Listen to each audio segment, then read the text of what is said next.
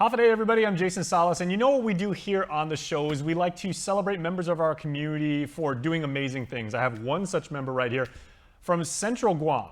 This is Brandon Mesngon, and he is currently halfway through, freshman year of college is technically what it is, but Brandon is attending the U.S. Coast Guard Academy in Connecticut.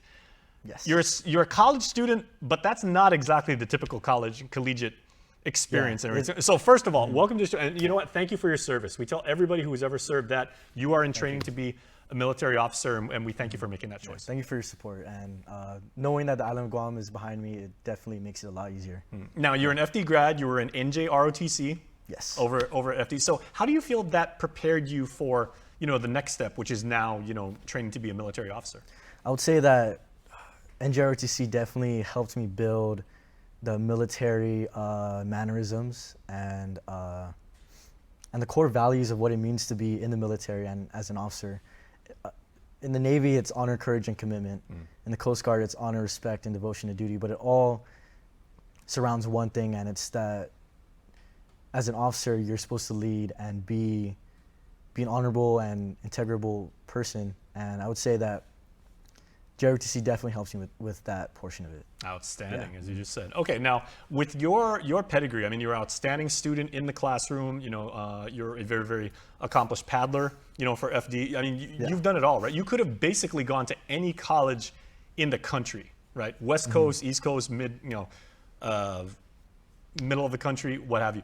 What made you choose the U.S. Coast Guard Academy? Oh, man, that's a hard one. When I started high school, I initially wasn't in JROTC, but my dad convinced me to join the program and try it out because he was also in JROTC.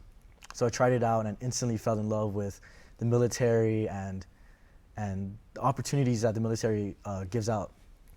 And because I was in the Navy JROTC, I was all about Naval Academy.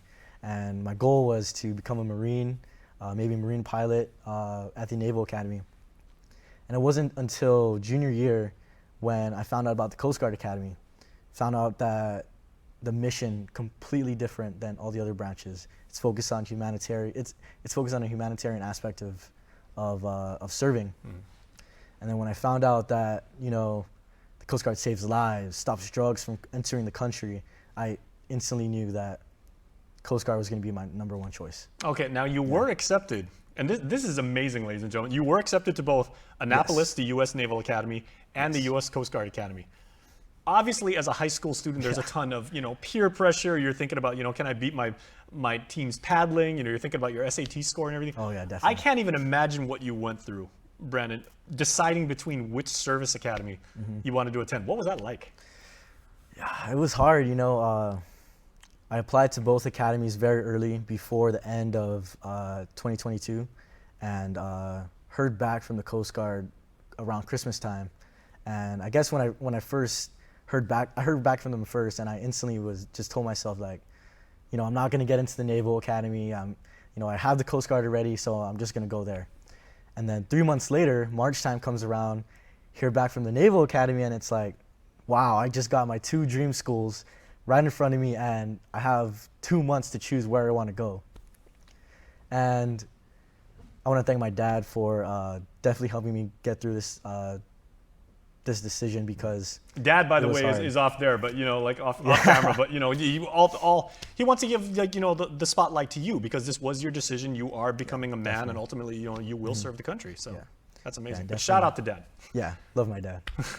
But he told me like, just because that the Naval Academy is more prestigious, he told me that I should choose what I want to do in life, and ultimately figured out that saving lives in the Coast Guard, stopping drugs from entering the country and the island is definitely more important to me. And there's a very good chance you could be stationed here back home. Yes, and, yes. That's great. Yeah. Okay, so tell me about your swab summer. I mean, a lot of people say, again, any of the academies, it's not the typical collegiate experience. Some kids are like, oh, I'm going to USC, which is totally cool. And they said like, I had my, freshman orientation. We went into the dorms and everything. You actually have to go through a orientation program of your own before you start as a freshman cadet. So the program was 7 weeks long. and it was the longest 7 weeks of my life. It was full of yelling, screaming, push-ups, sit-ups. It was terrible. Like, the average day was waking up at 5:30 a.m., banging on the doors, just making a lot of noise, playing Reveille, and it was like that every single day. And after that, it was working out for an hour. It could either be going on a run on this very hilly campus or on the field doing calisthenics. And then the working out never stopped there. It was always static holds, doing push-ups, doing leg holds. Oh, please don't tell me they had you do burpees. Oh man, it was bad. Planks and burpees are no friend of mine. It was everything and it was mostly in the hallways where it's very humid and very the circulation isn't as good as it was outside. And this was summertime. It was maybe mid 80s out there, and man, it was rough. It was rough. But even though there were some sucky moments, I was able to make some of my very good friends today, and I guess trauma bond. There you go. Well, as they say, if it was easy, everybody would do it. And so once again, Yes, you have distinguished definitely. yourself and your family and our community by getting that done. And so now tell me, one semester down, you're Yes. technically in your freshman year. Yep. What is life like for an island boy going out to Connecticut? My mom's side of the family, we lived Oh, in Connecticut for 2 years, but I can't remember what it was like. You go from an island, where we have the wonderful sunshine. I'm going to assume that, you were a couple shades darker before you left. I was a Now lot you go out darker to the back East then. Coast. Yeah. So, number one thing, weather. Oh man, like when fall hit, it was maybe 40 degrees, mid 40s, and that's like the lowest I've been in for a while. So, getting used to the cold was number one, like new to me, and number two was, I would say it was definitely a culture shock. I'd been to the States before, lived in the States before, but never on my own. And as a college student out there, it was definitely different. It was definitely different. And I made the most of it though, and definitely took the opportunity to get to know as many people out there and make as most of the opportunity. There you go. Yeah. Okay, so now that you're back home, what sense of where you're from and the upbringing that you have and the heritage that you carry with you and everything? What is it like to be back home and to feel that again? And how does that get you through what for a lot of people going through their freshman year of college can be a very tough time? It can be lonely for a lot of people. Definitely. Like during the summer, I wasn't allowed to have any communication with my parents, or through like technology. It had been maybe 5 weeks with trying to communicate through snail mail. And, it takes a week and a half to send mail from Connecticut to Guam, and then another week and a half to send it back. So it was very hard being 10,000 miles away from home and barely hearing from them. Well, you're going to be in the Coast Guard one day. You better brush up on your Morse code, too. Oh, yeah. Yeah, but definitely coming back, it feels amazing coming back, seeing my family again, and just being home. Definitely helps my definitely helps me like grow as a person, because coming back home reminds me that there's more to life than just school and the military. You have a family, you have the island of Guam that gosh. You're 6'7" all the way, man. 6'7", yeah. You can never take that away from you. Yeah, it's always in my heart, always tomorrow at heart, There you go. And I'm so glad to be home. Okay, now, final question for you, because your own experience, everyone that makes the decision to serve our country, whether you go to one of the academies, whether you go straight into boot camp or basic and everything, it's completely unique.